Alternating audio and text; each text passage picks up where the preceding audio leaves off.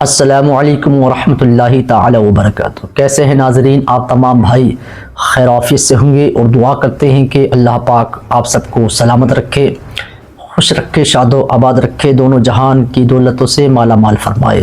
دوستو، مفتی سلمان اظہری کا بہت ہی بہترین بیان ہم آپ کی خدمت میں پیش کریں گے۔ مفتی سلمان اظہری صاحب جو ہے اس ویڈیو میں کیا بتا رہے ہیں، ہم ریئیکشن کے طور پر آپ کی خدمت میں یہ ویڈیو پیش کر رہے ہیں۔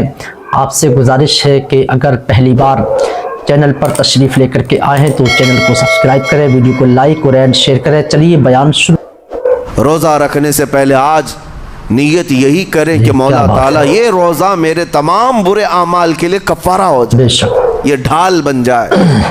جانتے ہیں آپ، اپنے نفس امارہ کو روکنے کا سب سے بہترین آلہ بھوک ہے۔ بھوک، جتنا آدمی بھوک کے ذریعے سے اپنے نفس کو مار سکتا ہے دوسری کوئی چیز نہیں ہے۔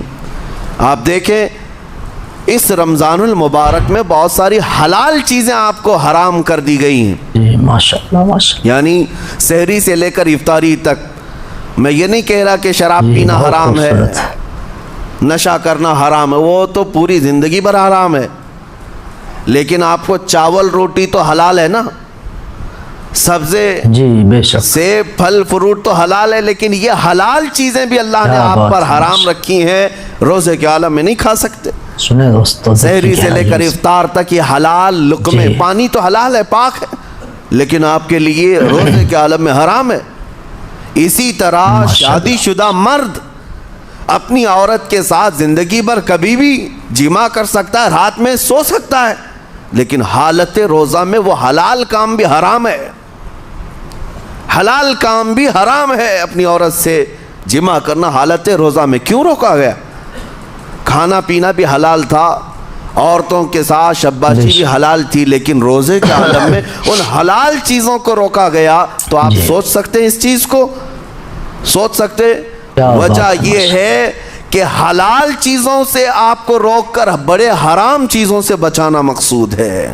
آج اگر اپنے آپ میں اتنا کنٹرول کر لے جاؤ کہ چند حلال چیزوں سے دن بھر بچ سکتے ہو، انشاءاللہ رمضان کے بعد بڑی حرام چیزوں سے بھی اللہ آپ کو محفوظ رکھے گا۔ میرے عزیزو، برا ہے ان لوگوں کا، برا ہے ان لوگوں کا، برا ہے ان لوگوں کا جن کو میرے آقا صلی اللہ تعالیٰ علیہ وسلم نے دعائے ہلاکت فرمائی ہے۔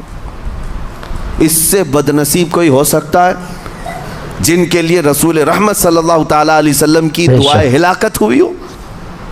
حضور صلی اللہ تعالیٰ علیہ وسلم ایک دن مسجد نبوی شریف میں تشریف لے جا رہے تھے، ممبر پر آپ نے قدم رکھا، آمین کہا، پھر دوسرے زینے پر قدم رکھا، آمین کہا، تیسرے زینے پر قدم رکھا، آمین کہا۔ خطبہ مکمل کیا، صحابہ نے پوچھا یا رسول اللہ صلی اللہ علیہ وسلم، ہر زینے پر آپ قدم رکھتے ہوئے آمین کس لیے کہہ رہے تھے؟ سنو، رسول پاک صلی اللہ علیہ وسلم ارشاد فرماتے ہیں کہ میں جب پہلے زینے پر قدم رکھا تو سید الملائکہ جبرائیل امین آئے اور دعا کرنے لگے۔ کیا دعا کیا؟ یوں کہا، یا رسول اللہ صلی اللہ علیہ وسلم، وہ شخص ہلاک و برباد ہو جائے جو آپ کا نام سنے اور پھر اس کے بعد درود نہ بھیجے۔ حضور فرماتے میں نے آمین کہا۔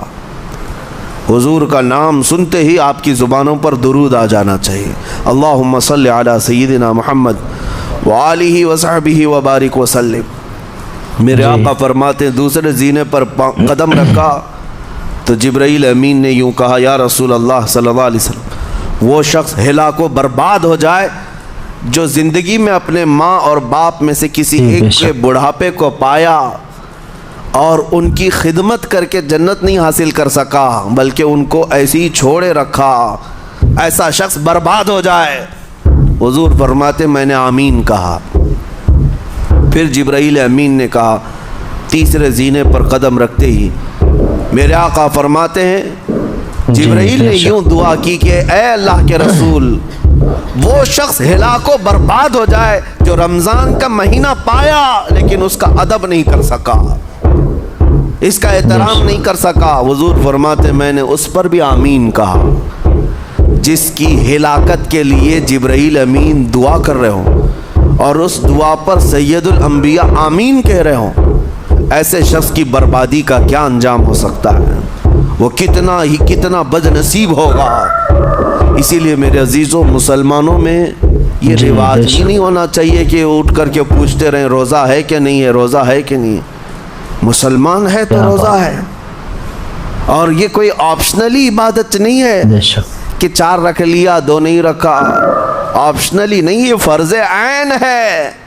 एक रोजे को छोड़ने का गुनाह फरमाया गया 600 साल तक उसे दोज़ख में रखा जाएगा, 600 साल तक।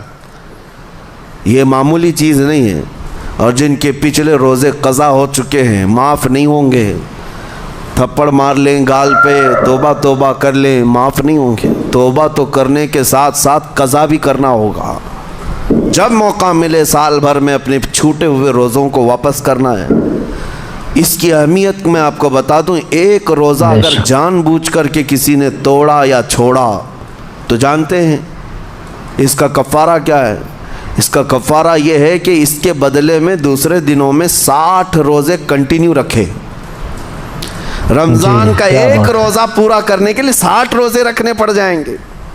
हाँ, अगर किसी उज़्र की वजह से, किसी तकलीफ़ की वजह से छोड़ा था, बीमार था या सफ़र में था या तकलीफ़ की शिद्दत थी, इस वजह से रोज़ा छोड़ा था, तो उसके बदले में एक रोज़े की क़ज़ा एक ही रोज़ा होगी।